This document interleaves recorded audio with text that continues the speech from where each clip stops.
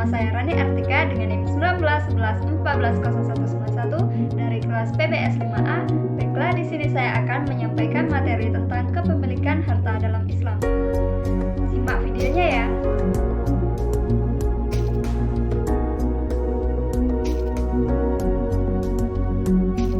Baiklah, langsung saja kita ke materi. Secara prinsip, harta boleh dimiliki oleh siapapun. Termasuk dalam Islam, tidak ada larangan manusia untuk memiliki harta. Namun, walaupun kepemilikan harta boleh dimiliki oleh setiap individu sekalipun, tetapi dalam penggunaan harta terbatasi dengan aturan-aturan syariah. Wahbah Az-Zuhaili mengatakan, harta milik adalah suatu harta yang menghalangi orang lain dari data tersebut. Pemilikannya bebas melakukan tasyaruf kecuali ada halangan syar'i. Kitab Al-Fiqh Al-Islami wa Adilatu.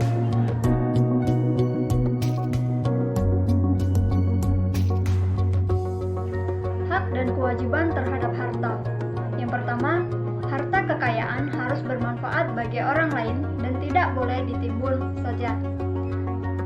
Seperti orang-orang yang menyimpan emas dan perak dan tidak memanfaatkannya pada jalan Allah, maka beritahulah kepada mereka bahwa mereka akan mendapatkan siksa yang pedih. At-Taubah ayat 34. Dan yang kedua yaitu harta kekayaan yang tidak boleh beredar di antara orang-orang kaya saja. Maksudnya yaitu agar harta jangan hanya beredar di antara orang-orang kaya di antara kamu. Surah Al-Hasri ayat 7. Yang ketiga yaitu di dalam harta orang kaya ada hak orang miskin. Maksudnya, dan pada harta-harta mereka ada hak untuk orang miskin yang meminta dan orang miskin yang tidak mendapat bagian. Quran Az-Zariyat ayat 19. Yang keempat, harta peninggalan harus segera dibagikan kepada yang berhak. Surah An-Nisa ayat 11-12.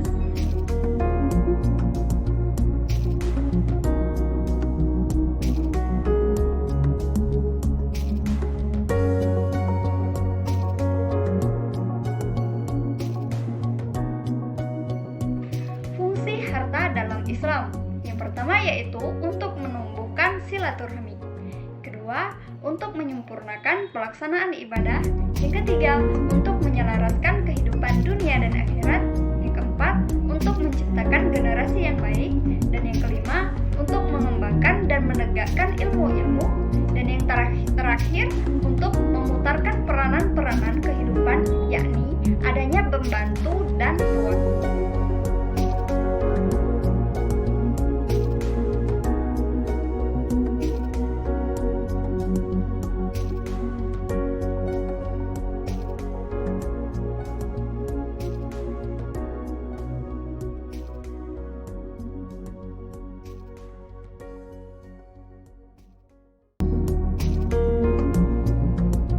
Kepemilikan dalam Islam. Yang pertama, hak milik individu, milikiyah fardiyah atau private ownership atas sumber daya ekonomi, fitrah manusia harus dihormati dan dijaga, menciptakan motivasi dan memberikan ruang pemanfaatan optimal. Batasannya yaitu perolehan dan penggunaan sesuai dengan syarah dan tidak menimbulkan mafsad atau kerugian bagi diri. Yang kedua yaitu hak milik umum atau public, milikiyah ammah or public ownership, yaitu benda peruntukan pemanfaatan untuk umum. Dalam Islam tidak dibatasi sesuai dengan kondisi negara. Karakteristiknya yaitu yang pertama, merupakan fasilitas umum. Kalau tidak ada akan sengketa. Yang kedua, sumber daya alam yang sifatnya pembentukan menghalangi untuk dimiliki. Yang ketiga yaitu harta dan wakaf.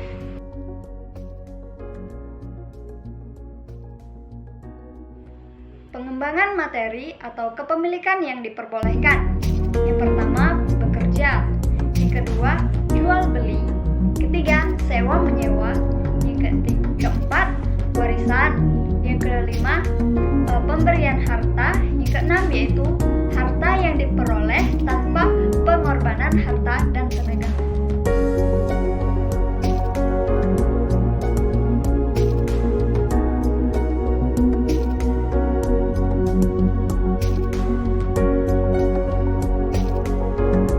Pengembangan materi kepemilikan yang dilarang. Yang pertama, perjudian atau masyir. Yang kedua, riba. Ketiga, penipuan atau gabah. Yang keempat, penimbunan atau itikar. Yang kelima, batil.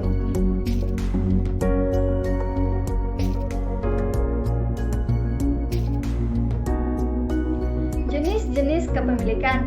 Yang pertama yaitu kepemilikan negara atau state property.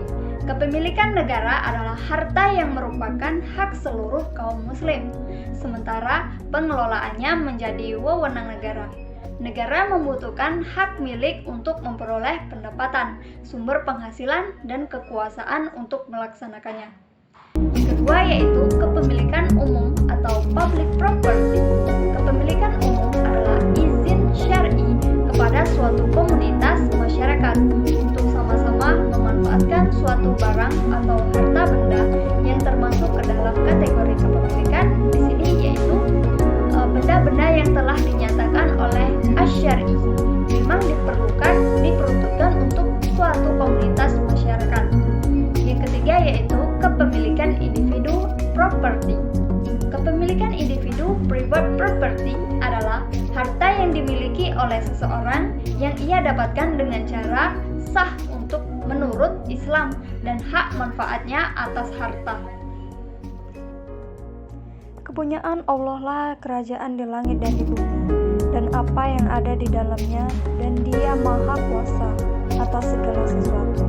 Al-Maidah 120. Dari sinilah kita temukan bahwa ketika Allah Subhanahu wa taala menjelaskan tentang status atas kepemilikan harta kekayaan tersebut, Allah Subhanahu wa taala menyandarkan kepada dirinya, di mana Allah Subhanahu wa taala menyatakan mailillah, harta kekayaan milik Allah Subhanahu wa taala. Sementara ketika Allah Subhanahu wa taala menjelaskan tentang perubahan kepemilikan kepada manusia, maka Allah menyandarkan kepemilikan tersebut kepada manusia. Berikut merupakan firman Allah Subhanahu wa taala mengenai harta kepemilikan, terdapat pada surah Al-Baqarah ayat 278 sampai 279.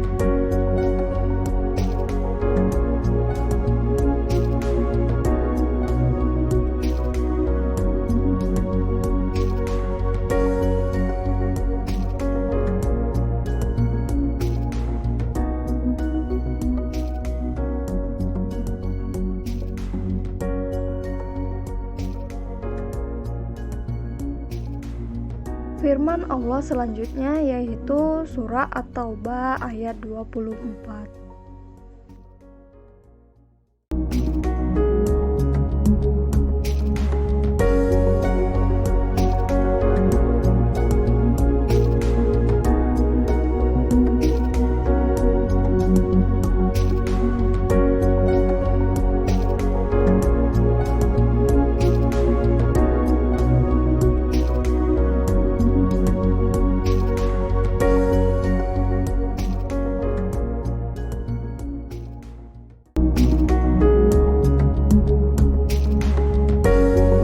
Dapat disimpulkan bahwa kepemilikan dalam Islam merupakan penguasaan terhadap sesuatu sesuai dengan